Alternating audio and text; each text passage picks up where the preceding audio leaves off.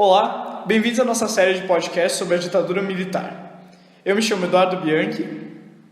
Olá, eu me chamo Henrique Costa. Eu sou o Bernhard Honegger. Eu sou o Thiago Bugli. Eu sou o Matheus Gonçalves. E nessa série a gente vai apresentar sobre o que aconteceu no Brasil entre 1964 e 1985. Bem-vindos, espero que gostem. Primeiro episódio: Os presidentes do período. Primeiro episódio do nosso podcast. Hoje a gente vai falar um pouco sobre quem governou o país durante essa época da ditadura. No total foram 5 pessoas. Bom, o primeiro presidente foi Humberto de Alencar Castelo Branco. Castelo Branco assumiu o poder logo após o ato institucional número 1 entrar em vigor. Ele foi o primeiro escolhido pela junta militar para governar o Brasil na época. Ele foi responsável por criar o ato institucional número 2, que dissolveu os partidos políticos existentes. Deste modo, passou a vigorar no país o bipartidarismo. O partido governista, que era a Aliança, conhecido como a Arena, e a oposição, que era representada pelo Movimento Democrático Brasileiro, MDB. O seu ato institucional número 2 também dizia que o poder do Executivo Federal estava extremamente ampliado e ele estabeleceu eleições indiretas para o presidente da República. E também promulgou o AI-4, obrigando o Congresso a discutir e aprovar uma nova Constituição com características autoritárias. Na sua época, Marechal Castelo Branco adotou uma política econômica anti-inflacionária, que gerou desemprego e provocou um arroxo salarial, que significa uma diminuição dos salários. Bom, algo interessante do Castelo Branco é que ele era considerado um pouco mais moderado e ele tinha falado para o presidente da época que os militares só iriam realmente tomar um pouco o poder para consertar o Brasil, que realmente a gente sabe que não aconteceu. O próximo presidente da ditadura foi o presidente Arthur Costa e Silva, que foi conhecido por iniciar o período mais brutal da ditadura brasileira com o aprovamento do AI-5, que significa o Ato Institucional número 5. As coisas que esse ato constitucional permitiam, entre outras, deu poderes para fechar o Congresso Nacional, para institucionalizar a repressão e para caçar políticos. E nesse seu governo, que ficou bem famoso por atividades subversivas, como torturas e capturamentos, principalmente contra militantes de esquerda. Bom, o terceiro presidente foi o Medici, ou mais conhecido Emílio Garrastazu Medici, e ele foi eleito em outubro de 1969, após o adoecimento do Costa e Silva. Bom, durante seu governo, o Brasil passou pela situação chamada Milagre Brasileiro e foi caracterizada pelo crescimento de 55,84% do PIB e da renda por capita, que a média era 8,43%. Médici também assumiu o Brasil com a inflação de 19,31% e parou de governar o Brasil com 15,54%.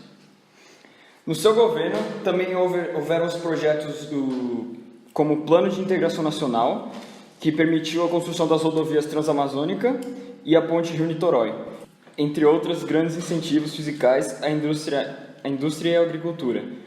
O acordo com o Paraguai para a construção da usina hidrelétrica de Itaipu, a hidrelétrica de maior potência no mundo da época. O quarto presidente da ditadura militar, Ernesto Geisel, que assumiu o poder em 1974, governou até 1979. Bom, os principais atos dele foram acabar com o AI-5, né, que foi imposto pelo Costa e Silva, e também ele foi um governo um pouco mais liberal, porque agora ele tinha deixado legal a propaganda política contra os militares. Então, basicamente o que foi isso foi o partido MDB, Movimento Democrático Brasileiro, e que fazia oposição ao partido Arena, né, a Aliança Nacional Renovadora, que era dos militares. E por isso ele foi um pouco mais liberal. Mas há contradições a isso. Por exemplo, com o assassinato do Vladimir Herzog, que era um jornalista e acabou sendo assassinado. Bom, quinto e último presidente foi João Batista de Oliveira Figueiredo, ou só João Figueiredo, E, bom, como eu falei, ele foi o último e ele pegou o Brasil em uma ditadura que já não estava mais tão forte, principalmente por causa do que tinha acontecido antes. Então, por exemplo, com a AI-5, mesmo com o Geisel, que já era um pouco mais liberal, o povo já ainda estava sofrendo bastante e o povo já estava bem cansado disso. Então, foi um período em que os opositores ganharam muita força. E mesmo tomando algumas medidas para deixar o Brasil um pouco mais liberal, não deu totalmente certo e o governo caiu em 85. Segundo episódio: o desenvolvimento econômico industrial. Nesse episódio a gente vai falar um pouco sobre os setores e os tipos de indústrias favorecidos durante a ditadura, a criação de algumas empresas estatais e as grandes obras do período, que é realmente um tópico interessante. Bom, vamos lá, quem quer começar? Eu posso começar. O que é importante de falar é que durante a época do período militar, o governo queria focar bastante em indústria de base, porque isso geraria uma base de infraestrutura para outras empresas. A gente pode ver isso como um exemplo das hidrelétricas, que sem a energia, que é a infraestrutura básica para qualquer tipo de empresa, nenhuma das outras indústrias poderiam ter se desenvolvido no Brasil. Logo, isso foi muito importante. Aqui a gente também consegue ver que o governo quis investir também em indústrias de bens duráveis e também um pouco em indústrias de capital, que são as máquinas para essas indústrias de base. E é interessante um dado aqui, que a indústria de bens duráveis cresceu em torno de 23% ao ano e as de bens de capital 18%. Bom, com isso dito, eu acho interessante falar um pouco agora das empresas estatais, porque elas que deram essa base para a criação das indústrias de base, então... O governo queria fazer essas indústrias para já dar um passo inicial para as outras indústrias privadas poderem se desenvolver, porque criando essas indústrias privadas seria mais fácil depois para as outras, porque já teria um mercado consumidor já, e ficaria mais fácil. Um exemplo dessa indústria estatal seria a Embraer, que foi criada aí, né? Foi criada em 69 e tá aí até hoje. Hoje em dia ela já é privatizada, mas ela foi uma das empresas que teve um alto investimento durante a época. E outras empresas também que tiveram alto investimento foram, por exemplo, a Petrobras e a Vale, que até hoje em dia, apesar de ser privatizada, é uma das maiores empresas brasileiras. Episódio 3: grandes obras realizadas no período. Bom, agora a gente vai falar um pouco das grandes obras que foram realizadas no período, né? Essas obras foram importantes também porque elas também ajudariam na criação de indústrias, porque a gente vai ver obras aqui que dariam infraestrutura para o Brasil, que seria mais fácil de transportar mercadorias e tudo. Então vamos começar com as obras. E um outro aspecto, só um pouquinho antes, que essas grandes obras, além do setor industrial, elas também serviam um propósito político, porque o Estado queria impor como a ditadura era boa. Então eles investiram muito nessas obras, nessas mega obras, nessas obras faraônicas. Então, como a gente vai falar, teve a criação de várias obras enormes. Então, uma dessas obras, que no caso até hoje ainda é bem utilizada todos os dias, é a Ponte Rio-Niterói, que, como o próprio nome diz, conecta o estado do Rio de Janeiro, a cidade do Rio de Janeiro, ao distrito de Niterói. O nome verdadeiro da ponte não é Ponte de Niterói, é Ponte Costa e Silva, e é a 13ª do mundo em extensão, com 13 quilômetros, o que exigiu uma grande perfuração, que com a tecnologia da época foi um grande feito da engenharia. Bom, outra das grandes obras foi a Transamazônica, que é uma rodovia, e ela tem aproximadamente 4.200 quilômetros, e ela foi feita com o intuito de levar uma grande quantidade de nordestinos que estavam sofrendo com a seca para umas áreas pouco povoadas do norte. O presidente Médici até falou que uma frase bem famosa que é levar o homem sem terra para uma terra sem homens. A rodovia ela atravessa 7 estados e passa por 3 ecossistemas, cujos são Caatinga, Cerrado e Floresta.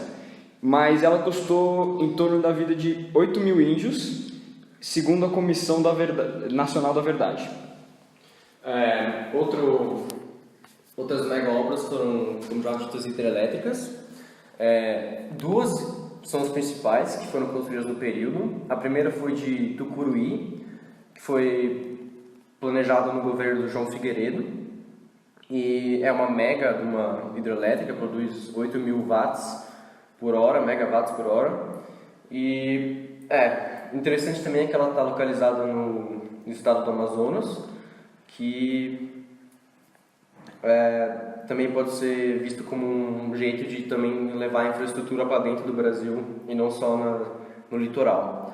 E a outra é Itaipu, que é uma binacional, né? Que é brasileira e paraguaiana, seu nome paraguaiana.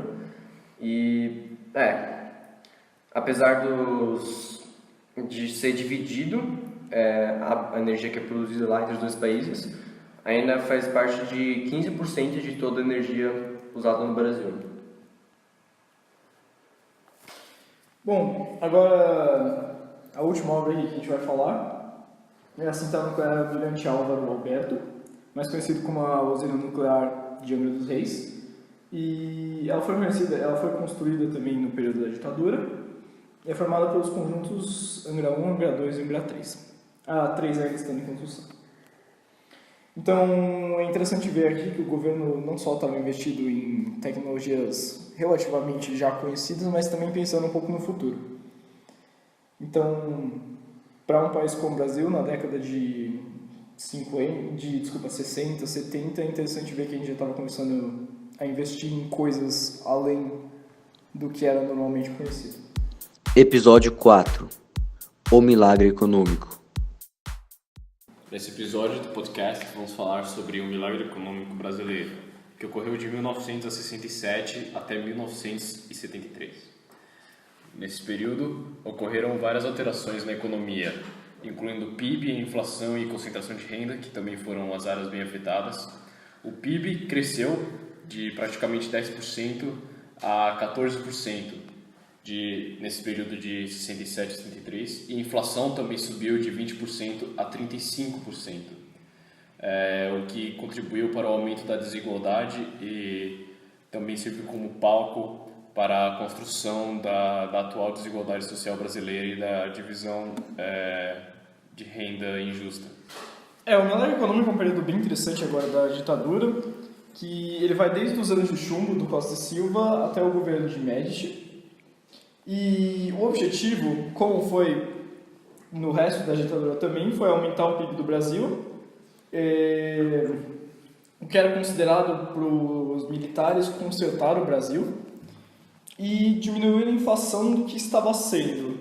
Então, por exemplo, eles conseguiram reter a inflação bem, porque, por exemplo, em 1964 a inflação estava de 92%, enquanto que na média desse período do milagre foi em torno de 20% só, ao ano.